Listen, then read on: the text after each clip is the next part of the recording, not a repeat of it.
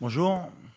Bon, ben, ça va être la plus mauvaise finale à jouer, mais on accepte quand même de la jouer. Un peu déçu de ne pas jouer la vraie finale. Mais voilà, il y a un dernier match, il y a une troisième place à aller chercher.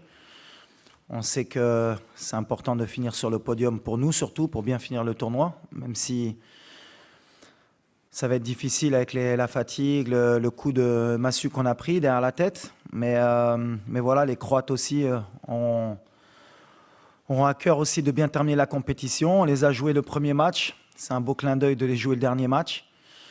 Et on sait que ça va pas être un match facile. Même physiquement, ils ont un jour de plus de récupération. Nous, on va bien penser pour essayer d'avoir la meilleure équipe possible pour finir troisième. I think the last game was a good game from us, but it was difficult. I think the second half we were better. We had to score, but unfortunately it didn't happen. But I think we can be proud that we played like this against France, and now we focus on the third place.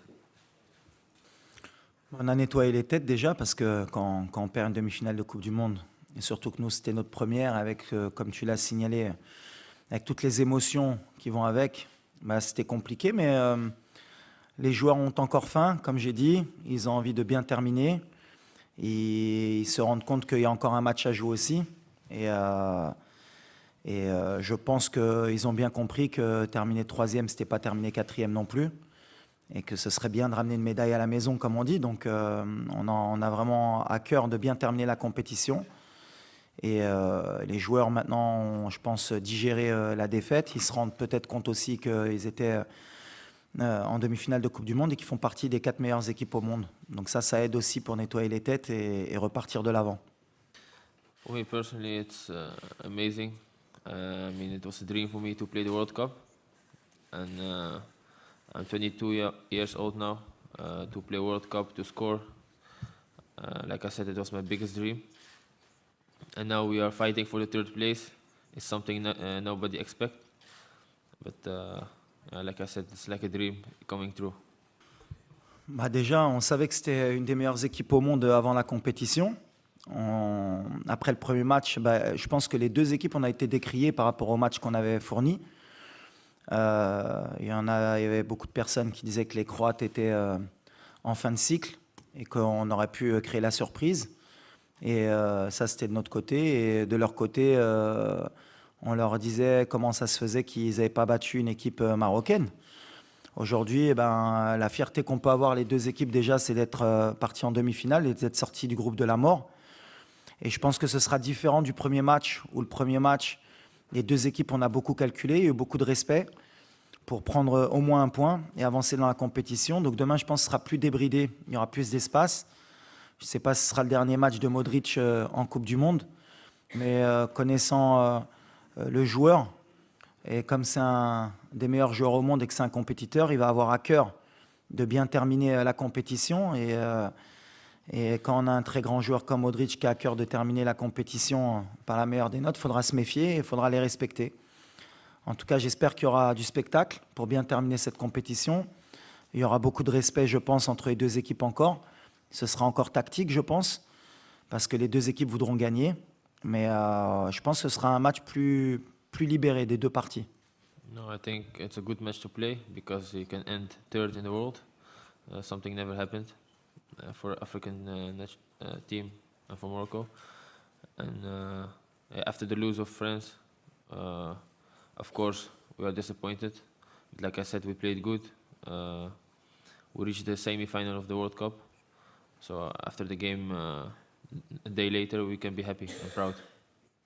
Yes, I think I have a good feeling about tomorrow. And how they're gonna play tomorrow, yeah, I think the same as the first game. It's not the same because Bah pour nous, pour les motiver, déjà, on n'a pas besoin de trop motiver nos joueurs. On est en Coupe du Monde, on représente notre pays. Chaque match est important, même un match amical pour nous. On veut le gagner pour nos supporters. Ensuite, l'objectif, c'est la troisième place parce que plus on pousse le classement au maximum, c'est-à-dire si on finit troisième, eh ben, comme on aime avoir les records et comme on aime être les meilleurs, la prochaine équipe africaine qui voudra nous battre, et ben forcément, ou il faudra qu'elle se fasse éliminer en demi-finale et qu'elle gagne le match de classement, ou qu'elle aille en finale. Donc comme ça, on poussera un peu plus les rêves des autres et pourquoi pas même les nôtres dans le futur. Donc on a un bel objectif. Si on peut finir troisième, ce sera extraordinaire. Là, la fédération a fait ce qu'elle devait faire. On n'oublie pas que la France a fait pareil avec la Tunisie alors qu'elle était qualifiée. Quand il y a une erreur d'arbitrage, ils ont signalé. Et comme toutes les fédérations font leur travail. Après, ça enlève en rien la qualification de la France. Mais voilà, quand il y a des erreurs d'arbitrage, c'est bien de le signaler. Surtout, s'il y a erreur, c'est aussi d'avoir donné un jaune à Sofiane Bouffal. Après, voilà, est-ce que si le penalty avait été sifflé, est-ce qu'on serait qualifié pour la finale? C'est que de l'extrapolation, mais en tout cas, il y avait penalty, il faut le signaler, comme toutes les fédérations ont fait. Et la France, de son côté, dans un match qui était que de qualification, ils étaient qualifiés. Et ils sont pleins pour gagner pour ne pas perdre le match de la Tunisie. C'est de bonne guerre. Nous, on a une fédération qui travaille aussi, comme toutes les fédérations de football. Et elle a fait ce qu'elle devait faire. Ça, et je répète, ça ne change rien maintenant à la suite de la compétition.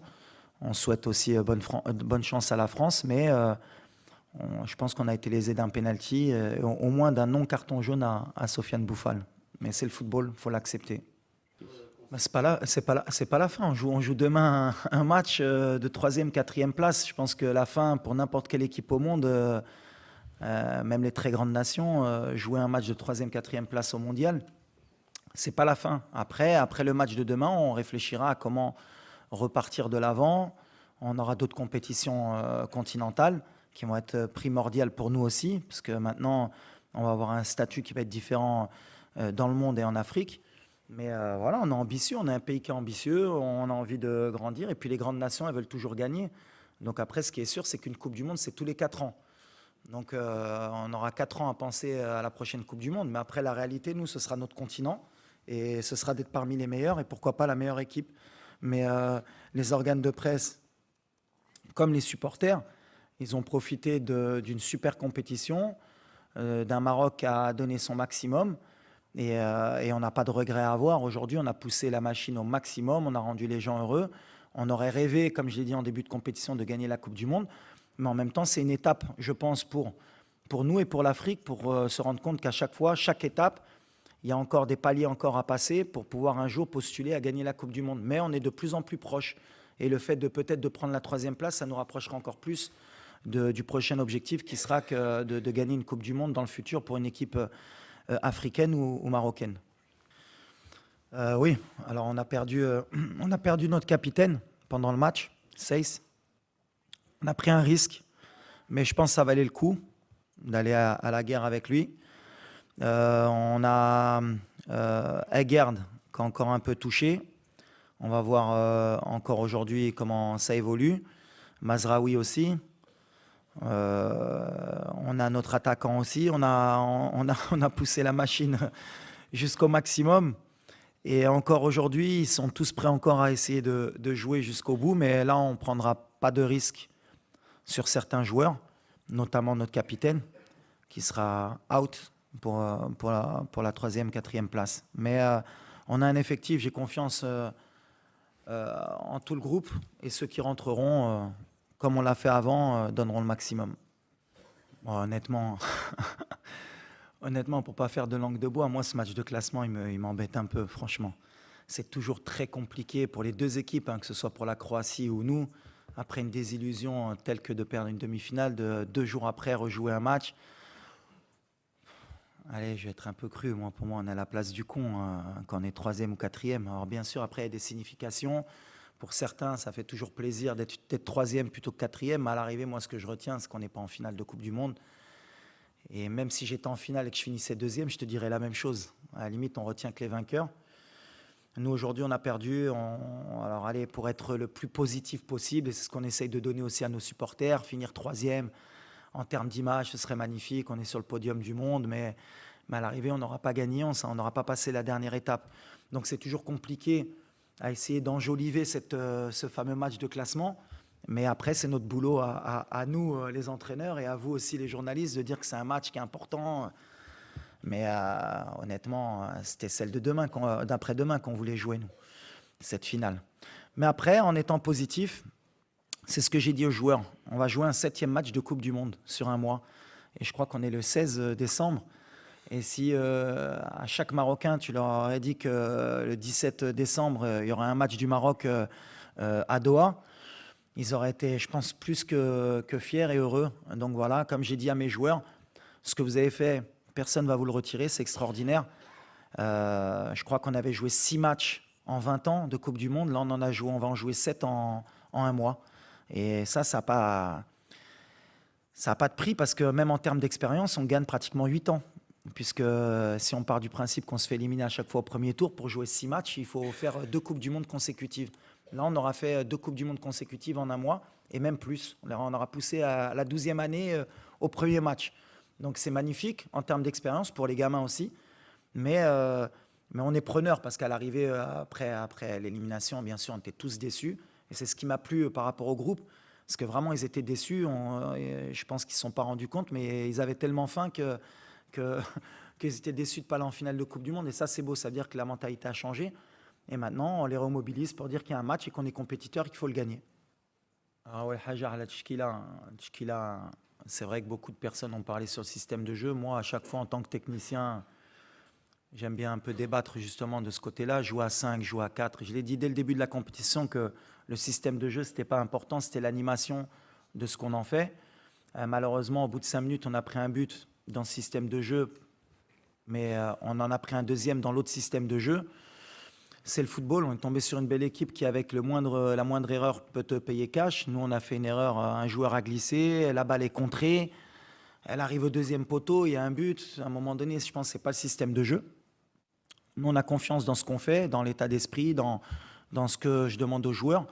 Demain, on verra comment on va rentrer. En tout cas, concernant ce que j'avais dit par rapport à des joueurs qui rentreront, on évolue encore, ça dépend aussi des blessés, ça dépend de l'état de fatigue. Je connais d'aller trop à 100% ou pas, mais on va essayer quand même d'aligner la meilleure équipe possible. Et pour moi, même dans mon groupe, les 26, si je les ai pris, c'est que je pense qu'ils sont aptes tous à jouer un match de Coupe du Monde. On va voir, on va essayer de trouver le meilleur équilibre sans trop changer non plus beaucoup de joueurs, parce que quand on change beaucoup trop de joueurs d'un coup, c'est jamais bon pour l'équipe. Mais après, je n'ai pas de regret par rapport au système, parce que par rapport aux joueurs qu'on avait à ce moment-là, et par rapport aux blessés, et par rapport au choix qu'on a dû faire à la dernière minute, il fallait s'adapter, il fallait prendre la meilleure option possible pour se donner une chance de se qualifier. Et des fois ça marche, des fois ça marche pas, et c'est le football. I think everybody see first of all how the team play tactically like a team. Also when players come in, you see the difference. It's not like if you don't start, you're angry. Everybody want to win. So everybody want the best for the team. And I think before it was not the same. And there are, I think, more things, but only thing I can say is that I think everybody is happy now that Walid is here. Non, si je dois changer quelque chose par rapport à ce match, par rapport à la France, le plus de regrets qu'on a, c'est que je pense qu'on était, on n'était pas loin, et on n'a pas senti une énorme différence entre eux et nous. C'est ce qui nous laisse des regrets. Après, si j'avais quelque chose à changer, j'aurais aimé qu'on ait tous nos joueurs à disposition et à 100%. Mais après, quand on part de ce côté-là, la France, il leur manquait Rabiot, il leur manquait Benzema, il leur manquait Pogba, il leur manquait Kanté. Mais eux, ils peuvent se permettre d'avoir des absents. Nous, aujourd'hui, et c'est l'évolution qu'il faudrait qu'on ait dans le futur, on ne peut pas se permettre aujourd'hui d'avoir 3 de nos défenseurs out. C'est-à-dire que Mazraoui, il a débuté le match, mais il n'était pas à 100%. Aguerd, à la dernière seconde, il a été obligé d'être out, et Seyss a joué à 60-70%. Il s'est blessé en plus dans les 10 premières minutes. C'était un peu trop pour nous. Alors après, si j'avais quelque chose à changer, est-ce que j'ai pris trop de risques sur cette demi-finale à parier sur ces joueurs-là? Sûrement. Ça va faire partie de mon évolution, de mon expérience. Mais si je devais le refaire aujourd'hui, je le referais. Moi, pour répondre d'abord à ça, non, pas du tout. Au contraire, moi, la Croatie, j'ai énormément de respect pour ce pays. parce que je crois que c'est un pays de 4 millions d'habitants. Quand on voit les joueurs de talent qu'ils arrivent à sortir, l'esprit d'équipe aussi qu'ils arrivent à ressortir, je trouve que c'est extraordinaire. Alors en même temps, c'est un exemple pour nous, même si nous, on est, je pense, pratiquement 6 ou 7 fois plus d'habitants. Mais comme quoi, un pays, en travaillant bien, en prenant le temps, en structurant bien ses clubs et en ayant aussi un bon état d'esprit, ben, peut rivaliser avec les meilleurs. Et la Croatie, aujourd'hui, sur 2 compétitions mondiales, eh ben, fait partie des 4 meilleures équipes du monde en étant un pays de 4 millions d'habitants. Donc c'est respect. Et ce n'est pas une revanche parce que bah, déjà, on n'a pas perdu contre la Croatie, on a fait match nul. Et de deux, au contraire, nous, ça nous pousse à justement avoir entre le premier match et ce match-là, est-ce qu'on a progressé? Est-ce qu'on a passé un cap aussi? Est-ce qu'on est capable de les battre pour voir si on peut être meilleur qu'eux? Mais moi, honnêtement, sur le premier match, Modric, je lui tire mon chapeau. C'est un joueur extraordinaire. Et ce qu'il fait à 37 ans, c'est monumental. Vraiment. Et s'il y avait quelqu'un qui doutait de pourquoi Modric a eu un ballon d'or dans sa carrière, aujourd'hui, il n'y a aucun doute. Il le mérite et heureusement qu'il l'ait pris dans sa carrière. En tout cas, nous, non, ce n'est pas une revanche du tout. On ne prend pas les matchs comme des revanches, on les prend comme des challenges. Aujourd'hui, le challenge de battre l'Espagne et le Portugal, c'était de montrer qu'entre 2018 et 2022, le Maroc avait passé un cap. Et aujourd'hui, je pense qu'on a passé un cap. Et pour la prochaine Coupe du Monde, si on a la chance d'être présent et de se qualifier, eh ben, si on doit rencontrer la France ou une autre équipe, ce sera de montrer qu'on a passé un cap encore. Et c'est comme ça qu'on évolue. Et c'est pour ça que je suis encore... Moi, je suis un compétiteur. Je n'ai toujours pas avalé encore la défaite. Vous allez me prendre encore pour un fou, mais je pensais vraiment qu'on pouvait gagner la Coupe du Monde après être passé contre le Portugal. Et encore plus avec la physionomie du match contre la France, avec tous nos absents, j'ai encore plus de regrets. Mais après, la réalité, elle me rattrape. Je me dis que c'est la France. Je me dis que c'est comme ça qu'ils gagnent leur match et ils ne les gagnent pas par hasard. Donc à chaque fois, je pense que n'importe quel pays, quand ils jouent la France, ils pensent qu'ils ne sont pas loin. Mais ce petit truc de se dire qu'on n'est pas loin, je pense qu'on est encore loin. Et ils savent comment gagner ces matchs-là. Et nous, on va apprendre de ce match pour l'avenir. Et on prendra aussi exemple sur ce genre de match pour le futur. Mais c'est là où ils vous laissent à chaque fois ce goût amer, c'est que vous sentez que vous n'êtes pas loin, mais à l'arrivée, vous êtes éliminé. Il faut l'accepter. Et aujourd'hui, on est déçus parce que l'engouement qu'il y avait derrière cette équipe, même le peuple s'est mis à rêver, tout le monde s'est mis à rêver. Et quand vous coupez le rêve de quelqu'un, bah forcément, on est déçu pour notre pays.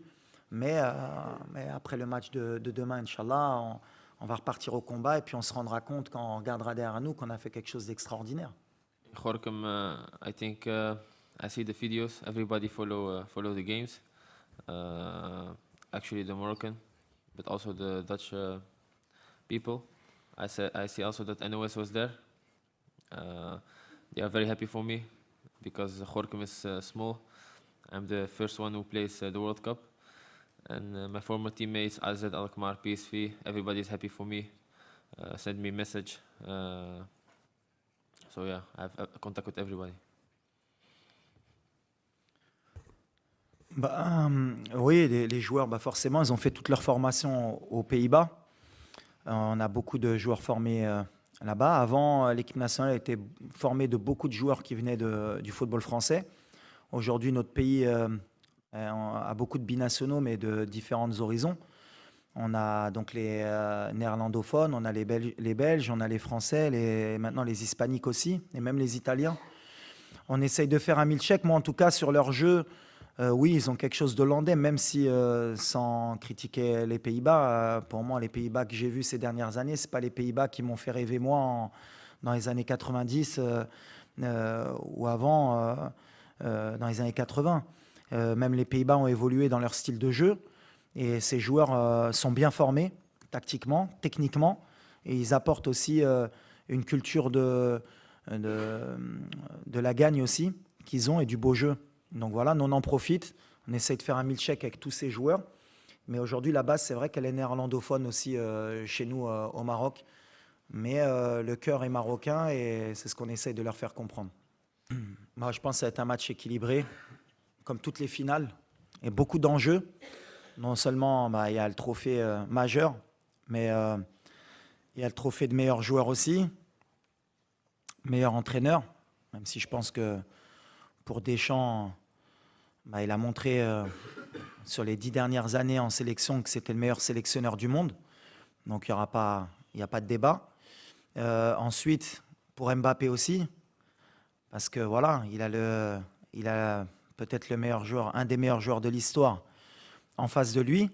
Et si un jour il veut peut-être le détrôner, c'est l'opportunité pour lui, avec 2 Coupes du Monde déjà, il aura mis la barre très très haute. Donc voilà, ça va être un match super intéressant. J'espère qu'il ne sera pas trop fermé et que le meilleur gagne, même si mon cœur, forcément, il penchera plus pour la France puisque j'ai grandi en France. Donc voilà, mais avec beaucoup de respect pour les Argentins, puisque l'entraîneur, c'est un entraîneur avec qui j'ai joué dans ma carrière, donc lui aussi je lui souhaite du bien et j'espère aussi que pour lui ce sera une belle finale. Donc voilà, le cœur il balance, mais l'objectif c'est de voir un bon match de football, que le meilleur gagne et on verra qui écrira l'histoire. En tout cas voilà, comme tu as dit, il y a beaucoup de choses qui se jouent, la 3e étoile pour les 2 pays. C'est sûr qu'en termes d'affiche mondiale, c'est une affiche rêvée pour la FIFA, pour le monde du football. Donc on est content, on va l'observer, que le meilleur gagne.